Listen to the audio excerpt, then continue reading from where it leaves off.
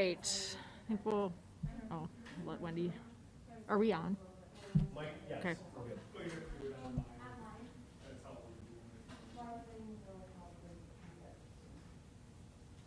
Okay, all right, we'll call the meeting to order. Reading of the district's mission statement. Our district will empower learning, energize achievement, and enhance community excellence without excuse. Are there any additional items for the agenda? Okay, if not, do we have approval of the agenda? A motion. Make a motion to approve the agenda as presented. That's Kelly Heitkamp. Do we have a second? I'll second. That's Tim Melke. All those in favor say aye. Aye. Those opposed say nay. Motion carries 6-0. Recognition of visitors and open forum. We have our student reps here today. Thanks for coming. Reports and presentations. So we'll move on to you two. I don't know who wants to go first. I will. Okay. Okay, so distance learning is basically the same as the spring. Nothing's really changed. Everyone just wants to get back to school. That's about it. The student council and Mr. Stump and us two obviously have been talking about things to do in place of, what's that called? You talking last year? No, like Oh, the strategic plan. Yeah, that Yep. thing. Student-to-student connections, we've been talking about that and ways to show that more. And then just us three, we've been talking more about how we can make everyone more connected and basically, I don't know, equality, I guess. Yeah. And we've been doing that instead of like obviously talking about attendance and dress code because that's not really prevalent right now. But other than that, yeah. I will add to their conversation if you don't mind, and Yep. you two can chime in again. So again, to re-ground us, last year, between myself and our school board reps, we focused on some policy stuff. They didn't feel it was real applicable right now for this time, wanted to focus on something else, which I fully support. So we have had a couple conversations now about, in our strategic plan, one of the goals, like they said, was student-to-student connections and what that actually looks like. So, we can do stuff as adults, but really we wanted to involve our student council. So we met a couple times, and then we met with the entire student council, which those two are heavily involved in trying to nail down our action step of what that's gonna be. So that's exciting. And like, I wanna reinforce what Aaron said too, the equity work, as you know, this summer there, with what happened with George Floyd and the unrest and just those things that are happening, in our world or in our communities, we talked about how does that impact students here at JWP, what's some things that you've seen or that we could do. So we're gonna continue those discussions because, again, I think one of the things that I've learned as a superintendent and as a principal is that we need to continue to listen to students because they can give us, real world applications of what's happening in our building and ways that we can help support them and build some connections. So I think we have really two awesome student reps, and we'll continue a lot of those conversations as we move forward and update you. So, but I'll let you ask them any questions.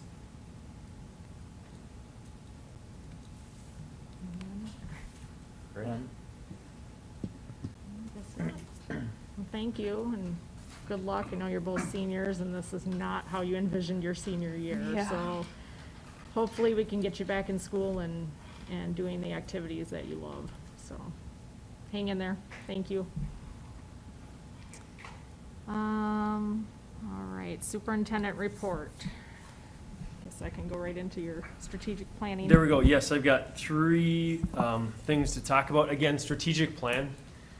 You've seen this a couple times, and again, we edited a lot today. We had our JWP cabinet meeting, so we went through some items and worked some additional items out. Same thing after school, did a little bit more work. So we're going to go in depth of this at our October 5th meeting and make sure that we answer any of your questions with a potential vote being at our October 19th meeting. And then, again, the vote will just be on this plan, knowing that there might be action steps that change every year. But we at least want to be moving forward and have something documented. My vision is you would see this October 5th, and I think we need to run by this. If you remember, we have a student success committee that met one time last year and then got shut down because of COVID. And one of their wishes from our last meeting was going to be looking at the FastBridge testing data and seeing where we're at. And again, they are our curriculum team, and which through a lot goes into them, which this plan would also, I feel like, would run by them, and we report to them how we're doing as the committee before the board gets the information. So I plan to share this and some FastBridge testing data before this October 19th board meeting too. But I'll pause and see if you have any questions on the strategic plan. Okay, that's the first thing. The second thing is the learning model data. And I appreciate Danielle and Aaron's perspective, and parents and students are both wanting to get back to in-person. And as many of us have had these conversations, we are looking at the data constantly, whether it be what's happening in our building with positive tests, which we have not had any. We've had some students and staff in quarantine due to some outside activities or, being around some people outside of our building. So we're looking at that data, we're looking at our zip code data, and we're looking at our county data, and ultimately going to, want to transition back into some hybrid model for grades 7th and 12th. It's coming about timing and some other things. So trust me, I want to get kids back and student staff back in a safe manner as quick as we can. So, and the bottom line is that we haven't had any cases, and as soon as we start bringing more people into our building, there's ultimately going to be a case or two. But it's how can we limit that as best we can and provide as much structure as we can for our students and staff. So before I go on to the third one, I'll just open it up if you have any questions on that learning model data or what we're doing. Well, the email that you kind of sent out, how much leeway do we have? I mean, because they said those are guidelines. The learning models are guidelines. So I mean, I know other school districts are supposed to be in district learning that aren't doing it, that they're in hybrid. So my question is us as a school district, we know where 90% of these cases are coming from now. And, do we have to follow those guidelines, or can we submit our own to go back to hybrid for the secondary, Yeah. Thank you. Without going into a deep dive, I'll try and give you the high view of this. I want to reiterate a couple things. That charts from 0 to 50, the 14-day case count, is still misinterpreted. You see a lot of it misinterpreted on the news and in local in newspapers as well. Again, the purpose of that chart, the 14-day look back, was to help schools make a decision on what model they should be in day one, because we didn't know how it was affecting our community. So that was the best data that they could give us, which is exactly what we did here at JWP. We said, we're above 37, there's some community spread, and we knew that we had data to show it was going to increase in community spread. So that's why we made the decision to go to distance learning. After that, they're saying, look at what's happening in your school, in your community, to make decisions. And that 14-day case count is just hanging out there. And I'll give you two examples. We know that the prison had a high number over this past weekend, so we can predict in 3 weeks that number is going to be extreme, which we might not have any cases in our building, so we would say let's stay with hybrid, assuming that we're in hybrid, as opposed to the difference of that number in 5 weeks could be at 20, but we've had 4 cases of COVID and we have a lot of people in quarantine where we might say, who cares what that number is, what's happening here locally? And we would say, no, we need to switch to distance learning. So again, those two extremes, that number is, to me, not going to be a driver at all in our decisions, because it's 3.5 weeks old, and we need to be more concerned about what's happening within our walls and within our community. And I feel like the zip code data does give us that, and we've got a little bit more data that we're getting in from the county. So that's the big picture. And then to answer your question specifically, Tim, we meet with the Minnesota Department of Health. We've got officials, we got 2 of them assigned to our team along with Wasika, and they are going to give us guidance and and so it's been sort of a push-pull conversation, and everyone's trying to figure out who's the final decision maker in this all, because everyone's trying to build the plane and fly it at the same time, and nobody's been through it before. And so ultimately they will say this is our strong guidance, and whatever that turns out to be, as best as I can, answer your question. Are those conversations with everybody in the county, or is it right now just our building with our representatives in the county? We are all different in the county. I think other schools have seen some different rates, but everyone seems to be on the decline now. Those conversations with our regional support team, is what you call it, is mainly with all 3 county school districts, Okay. between Wasika and Because that can at least help New Richland. Yes. the backing of our decision, Yep. and if they feel the same. Okay.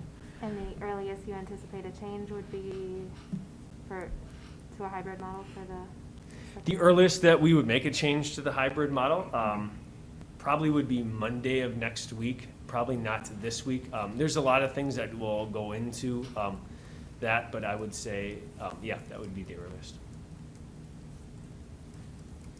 Have you heard anything from, with a lot of this discussion and information going out to the community, like if parents will still continue to keep their kids home, if there be a larger number that'll stay distanced?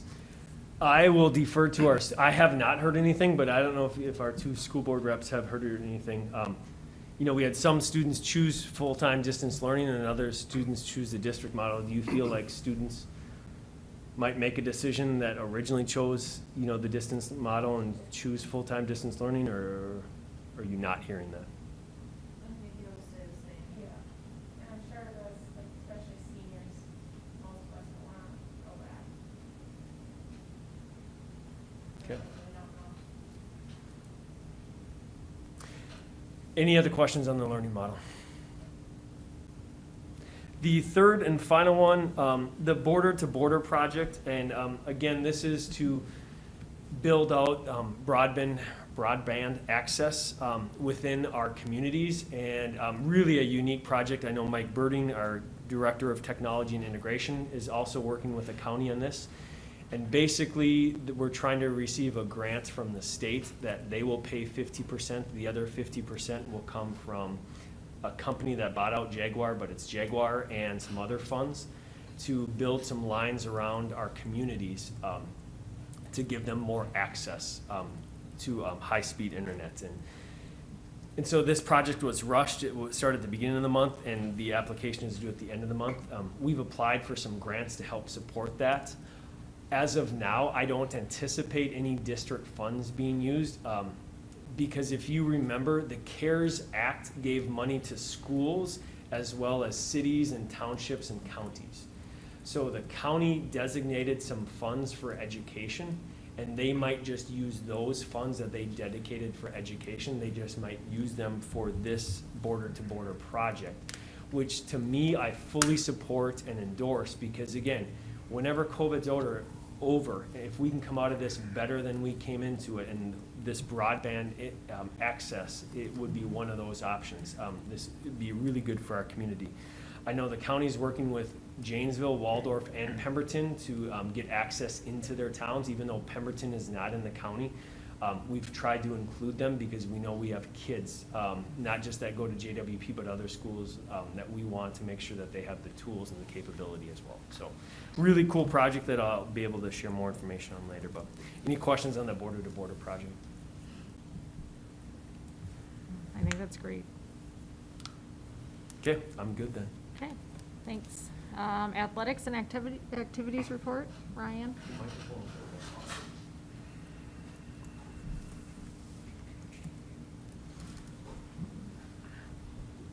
We are back. So fall volleyball and football are back in session. The Board of Directors for the State High School League voted to move them back to the fall, where originally at the start of September, they were gonna be in the middle of spring or early spring. So what we are looking at right now is a start date of September 28th. And then our first competition would be the week of October 6th, or the October 6th would be our first competition dates. There's still some details that need to be worked out with everything that goes along with competitions and practices. We met for a little bit today to discuss what that would look like.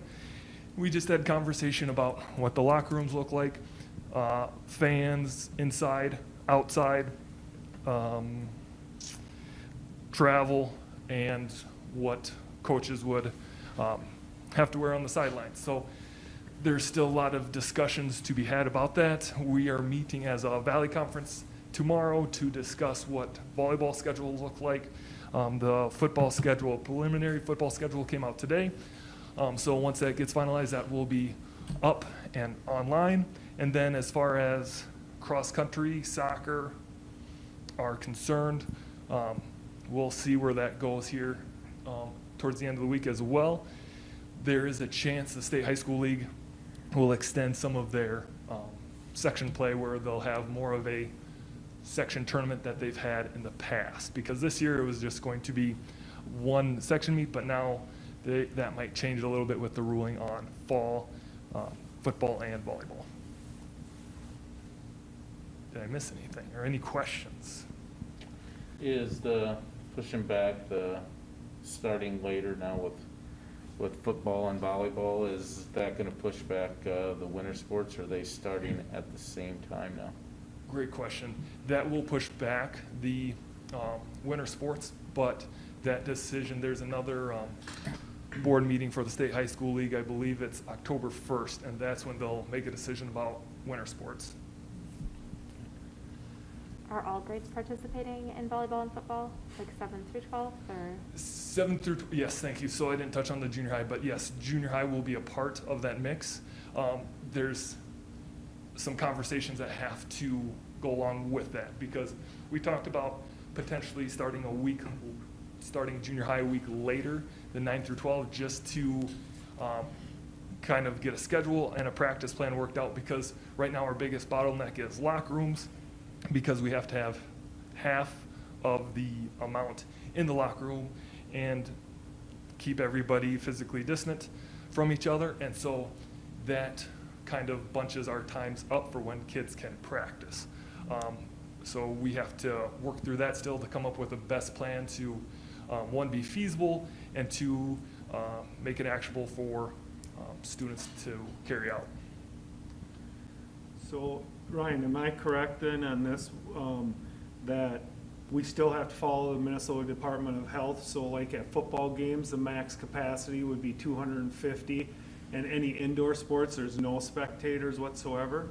We're still waiting from the guidance for the State High School League, but yes, that's how I interpret it right now, and I believe that's what was brought up at the board meeting today, where it's outside capacity would be 250 people, inside would be 0.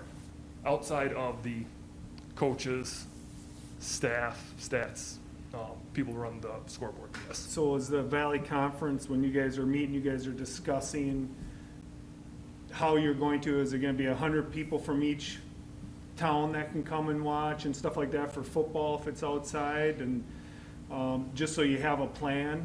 I've already been texted twice on this asking what's gonna happen, and I'm like, no Yes, clue. And football is actually coming from the mid-southeast district. So right now, that district, they have a committee that's working on what those guidelines should be, because that is a very big question. What does the 250 people look like? Is it 100 from one side, 100 from the other? Is it just parents? Like, where does that cutoff come from? And I think there'll have to be input from the school leadership too about what we want to do as a school, what we feel comfortable with.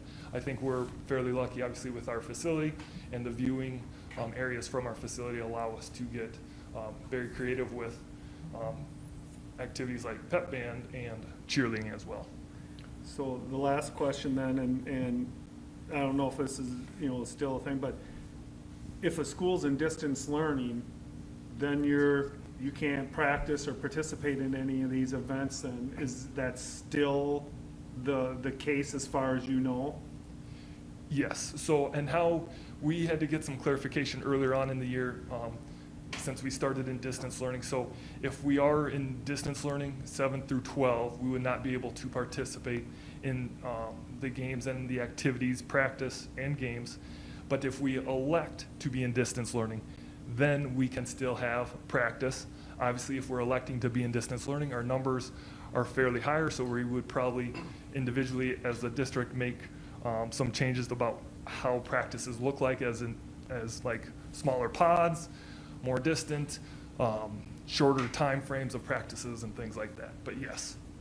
If So, you ca- okay, that's, I didn't know that portion of it, that's interesting. And if you don't mind, I'm gonna jump in, and reinforce one point. Again, the safe learning plan that was put out by Department of Health and Department of Education, again, would say, use the 14-day look back in making your learning model decision.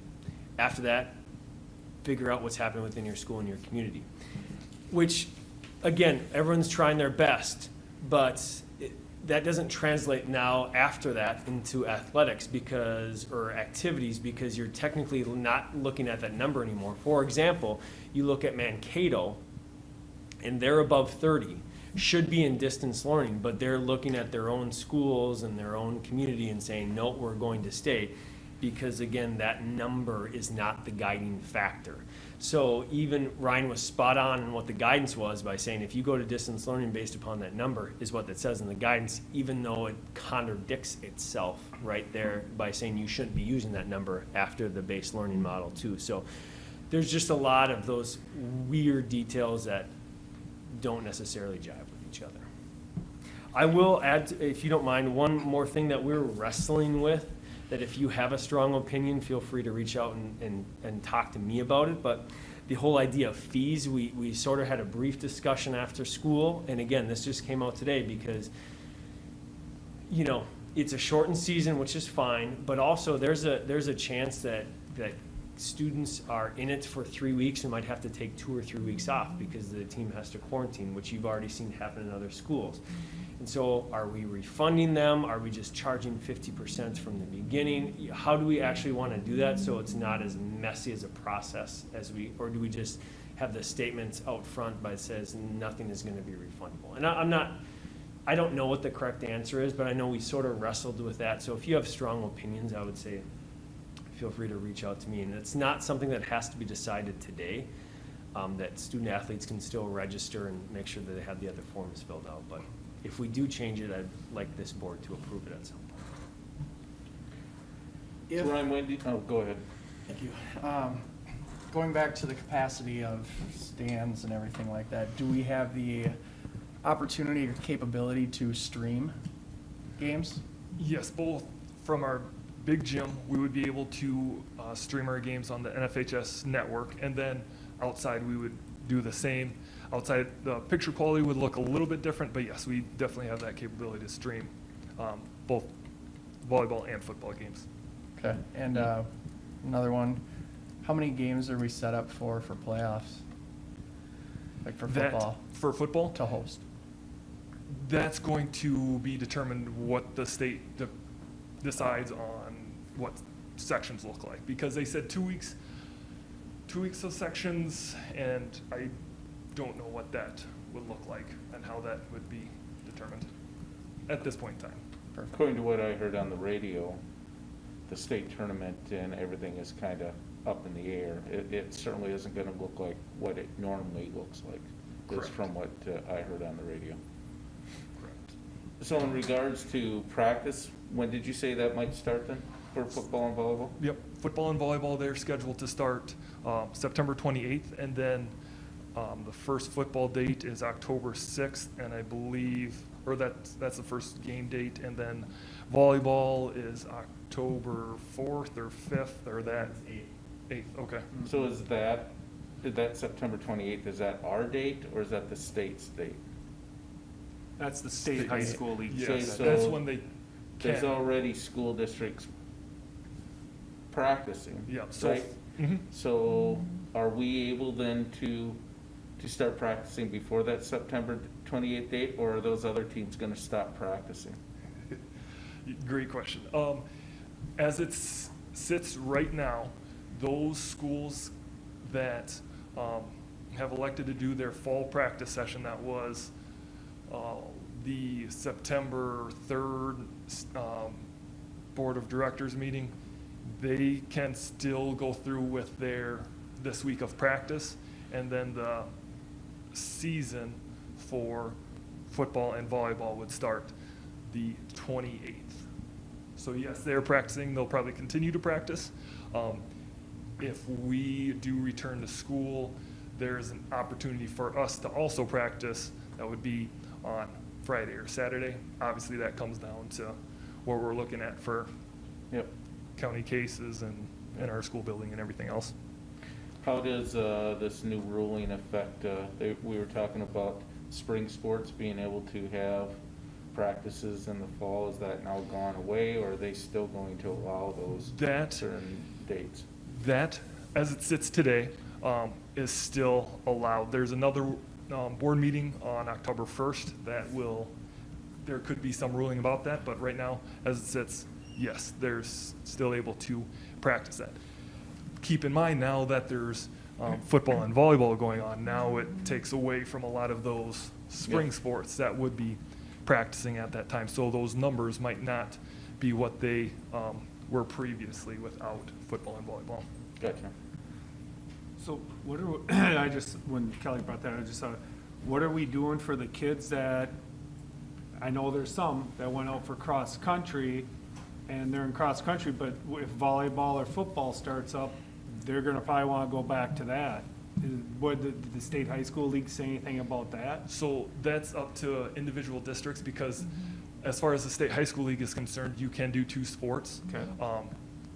under their umbrella. And so it's just up to us as a school district to decide what to do with that.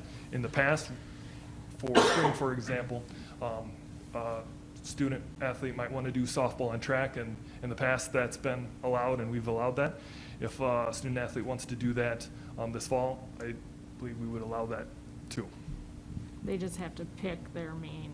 Correct. They would have to Sport. pick their main sport and set up a practice schedule, keeping in mind like our pods too with football and cross-country. I mean, cross-country's been doing a good job staying physically distant, so we would, I don't know, I would have to talk to Sonia a little bit more about that, I guess, now that I think about that, because we don't want, if somebody in the football team tests positive for COVID, we would shut down that pod, and then if they're also in cross-country, that, yeah, that might lead into some issues for this year. So probably some more thought has to go into that. Makes sense. We're just trying to make it easy for you. Yeah. That's fair, that's fair. Any other questions? You put the good word? Yeah, I can't imagine going through all that right now, so It's thank exciting, you. that's for sure. All right, Buildings and Grounds Committee report. So we had a meeting with Mike Dashner, the Director of Buildings and Grounds, and went through quite a bit of stuff. Bornicke's doing the dirt work out here. I think it's all cemented already. So if you guys take a look out here, you can see the cement that is supposed to help with the water coming off the roof, going down there. Fence work. What was that again? What would you say? The fence work, grass installed? I That- believe down by the playground, there's a large gap. Okay. And then we have some water heater issues, so working on bids on that. The 5-year Olympic fire quote. Talked about the concrete slab, steps upper to lower, that's the Parking lot. parking lot there, and is working on quotes on that. That one, yep. we kind of looked at it, and with the lack of the use of the parking lots and stuff, we may just push that one off until later on, next year possibly, because it's just, money can go elsewhere right now where we're gonna probably need it, and then look at maybe doing it, so. Then we talked about the air quality and the air exchanges, that work that has gone on. Is that all complete? I think it is for this year, right? The air, no? Air quality, one of the interesting things, that we are looking at doing is possibly doing some testing, because we're doing the air purification system, so Or that's there's some what I air heard. quality actually before and then after, and then the rooms that don't have it, so it's ongoing, it happens every year, but we might do it a little bit. But the system's in place, right? Not in every classroom yet, no, we just got a couple in, I think we're still waiting for them. Oh, that's right, they were on a back order. Yep. Yep, forgot about that. Then we talked about moving the shed and down to the shed down at the, The old softball, Old practice softball football field. field. down to the new softball field and, you know, options on whether we put concrete down and then put the shed on or just put it on blocks. So Mike's looking into that. Dirt gravel bid near the track shed. That was, so down at the new football field where the players go in during halftime, that big shed, there's kind of a low area that gets muddy and grass really isn't growing, so now you have people walk through it, it kind of tracks stuff, you know, so they're looking at bringing in some gravel and kind of shoring that up to keep it so that we can keep the dirt off of the track and the football field and stuff, so. I think we discussed that might even happen sometime during this winter, even where they might be able to get down in there and, you know, depending, I'm not sure Mike was gonna be working with some people on that, so. And then he talked about just some general stuff, like shut off the drinking, the water fountains, but the hydration stations are still open. They have plexiglass where they need them, and put down the floor markings so the kids stay, you know, in the one-way areas. The school, he talked about the room layout and how they figured all that out based on the square footage. Building cleaning status, waxing complete. They had waxed the floors and stuff, so they look pretty shiny. And then the last thing was he talked about outdoor classroom settings and how that would work, like having, I think we talked about like having choir outside or any other classrooms that can be outside as much as possible, obviously until the snow falls, but working on some of those. They cover everything? Yep, and you'll see where they moved some of those bleachers up by the elementary outside, and they've had kids out there singing and stuff, so. Didn't Grant design all the signage for the floor markings and all that kind of stuff? Yeah. Was there something going on with the elevation in regards to the entrance into the football field next to that home? I seen there was dirt work, where's that? Because I believe that's part of our property, or was that the homeowner that was doing? That's that? the homeowner. Yeah, remember? Oh, you're talking to the south right at the entrance there? Mhm. Yeah, well, I don't think we had anything going on. Yeah, because part of that is, I mean, I'm not saying I Yeah. don't really care, but it's part of that is our property right Yeah, there. yeah, about 10 feet of it, I think. Yeah. All right, any questions? All right, move on to 6E then, the recognition of Southern Minnesota Initiative Foundation grant. Yes, I just wanted to, they gave us a $10,000 grant, and then Laura was instrumental in having a community partner in that, so 10,000, you'll see in the approval of donations, the 10,000 can be used for 4 different things, whether it be masks or help with our school nurse assistance if we need one, as well as our backpack program and our snack cart program, so I want to thank you and thank them publicly for that. And F is our budget item, and this is part of my goals as a superintendent is to learn and to communicate what's happening with our budget. So you'll see this agenda item every month. You'll see an enrollment update. I'm assuming you've looked at it, but I'll take any questions. And of course, you can see that we projected low for a reason, because we weren't sure, and we've come in 15 to 18 students right now higher than that, which is good for us. The fiscal year 2020 audit is being completed. I know Matt can take any answers, although he doesn't have any right now. It's just it's sort of weird because they're off-site looking at some files, and we'll sporadically ask Matt some questions. And then the last one is for the budget. You can look at the COVID-19 expenses and funding, and we've submitted budgets and starting to go down that process. But each one of those pots of money has different criteria and timelines. So if you have any questions, I'll entertain them.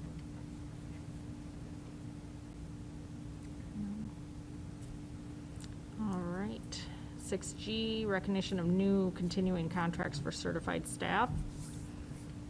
Again, this is not something that we voted on, that we started last year. We have staff that get tenured. Again, if they haven't been tenured before in a different district, they have to complete 3 years here. If they were tenured before, so they had 10 years of experience somewhere in a public school, and they come here, they only have to do 1 year of teaching in order to get tenured. So this is just our way of recognizing those teachers that have received tenure here at JWP. So nothing we need to vote on, but just a great job. We're fortunate to have you.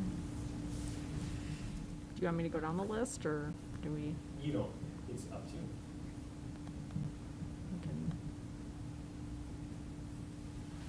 Think, so the list is Megan Christopher, Aaron Gleason Nordstrom, Corey Jewison, Jeffrey Kubal, Kimberly Scott, Taylor Sonic, and Tori Workman. So thank you all for your hard work and dedication to our little ones.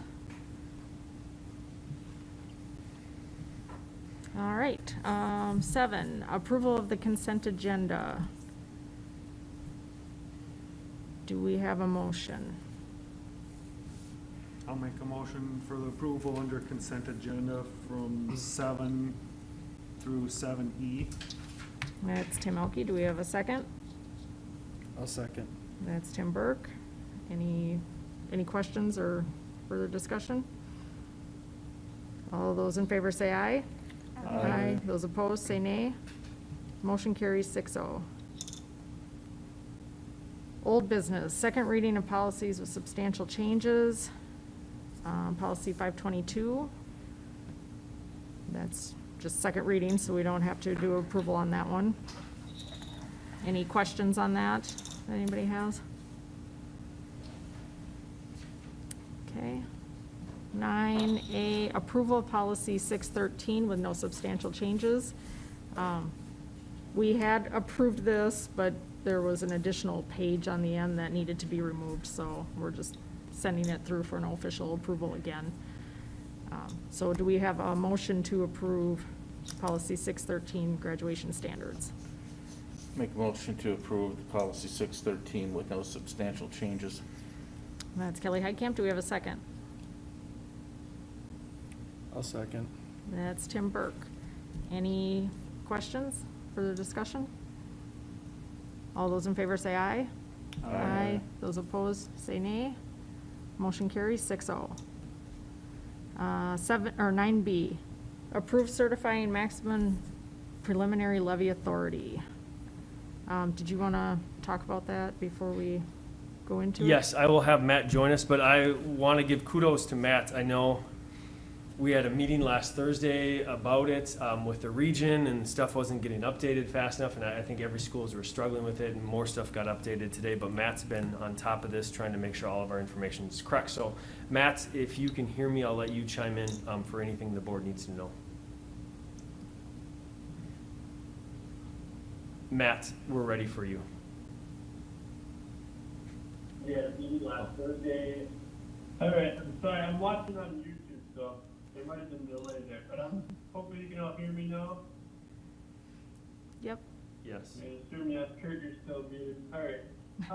So just going through with the levy, I attached the whole 40-page document, but really, the page that's most important is page 31.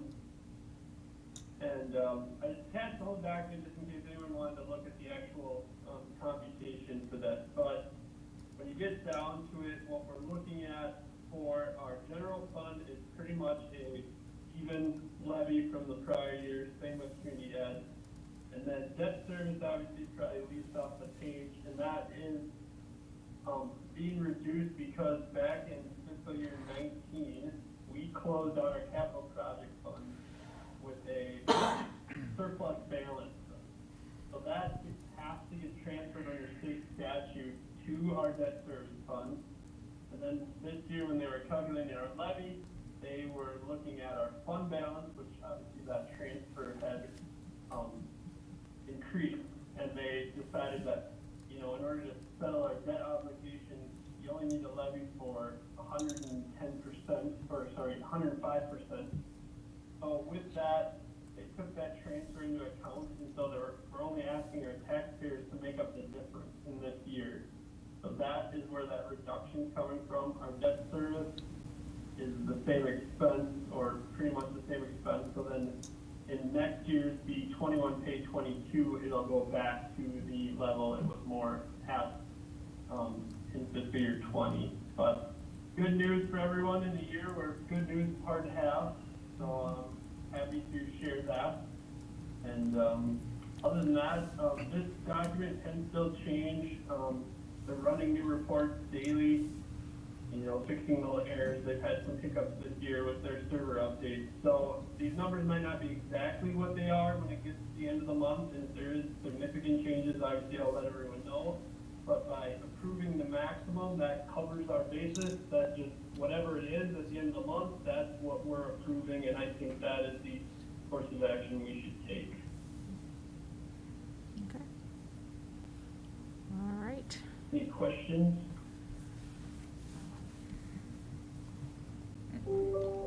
Okay. If not, do we have a motion to approve the maximum levy for 20? With the region and stuff wasn't updated, backed up. Oh, is that a delay? I was like, what is, okay. Do we have a motion to approve the maximum levy for preliminary 2020 pay 2021?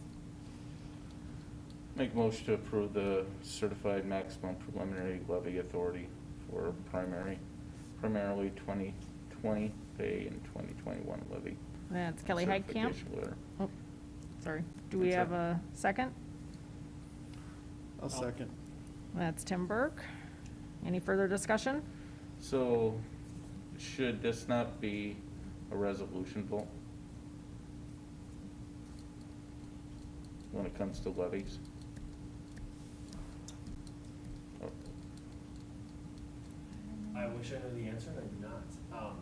Does it hurt to do a I probably resolution? don't hurt to do it. I'm almost sure when it comes to levies, we have to have a roll call vote. Well, I guess it won't hurt to do it then, so we'll just put it in, so. All right. Go ahead. Cahill, Yes. Elke, Yes. Size, Yes. Burke, Yes. Johnson, absent, Hain. Yes. Heitkamp. Yes. Perfect. Motion passes 6-0. All right. 9C, approve Kurt Stump and Wendy Diker for designation of identified official with authority for the MDE External User Access Recertification System. That's quite the title. It is, it's routine, it's gonna happen every year. Yeah. Any other questions? All right, do we have a motion for what I just said? So moved. I'm not saying it all. I wouldn't either. That's Tim Elke. Do we have a second? I'll second. That's Tim Burke. Any further discussion? All those in favor say aye. Aye. Those opposed say nay. Motion carries 6-0. 9D, approve notice of a general election. Wendy. This is just for the school board election coming up on the day of the general election, November 3rd. And we just have to post notice in our building of who is on the ballot and then also publish it in the newspaper. So it's just good practice to have the board approve that notice before we post it and publish it. Okay. All right. Any further discussion before we go? All right, do we have a motion to approve the resolution accepting donations? Make a motion to approve the notice of general election. Oh, yeah, sorry. Moved up. That's Kelly Heitkamp. Do we have a second? I'll second. That's Tim Burke. So that's, okay. Any further discussion? All those in favor say aye. Aye. Those opposed say nay. Motion carries 6-0. All right, now to 10. Approve resolution accepting donations. I'll make a motion to approve the resolution accepting donations. That's Tim Elke. Do we have a second? I'll second. That's Tim Burke. Any further discussion? Just thank you. And I will clarify on the one with the track record board, that is, oh, it looks like you changed it. Okay, so yeah, the family and friends of Nathan Anderson. We were doing a scholarship for the past 25 years, and I had put the money in a CD, and it sat there for the most part. It was supposed to generate interest to give money to a scholarship, and we decided that we were gonna stop the scholarship. It was a $200 scholarship, so we're not doing that anymore, and put the money into the track record board. So that's that transition there. So that was family, friends, and community of Nathan. And the other one on there, we talked about the Southern Minnesota Initiative Foundation, but the Minnesota Valley Federal Credit Union just sent our school $500 saying, we know you have added expenses, so use it as you wish. So thank you to them as well. Yes. All right, so that's a resolution. Go Roll ahead. call? Yep. Elke, Yes. Size, Yes. Burke, Yes. Payne, Yes. Heitkamp, Yep. Cahill. Yes. All right. Motion carries 6-0. Upcoming meetings, October 5th, the study session followed by finance meeting, October 19th, the regular meeting, and November 2nd, study session followed by world's best workforce meeting.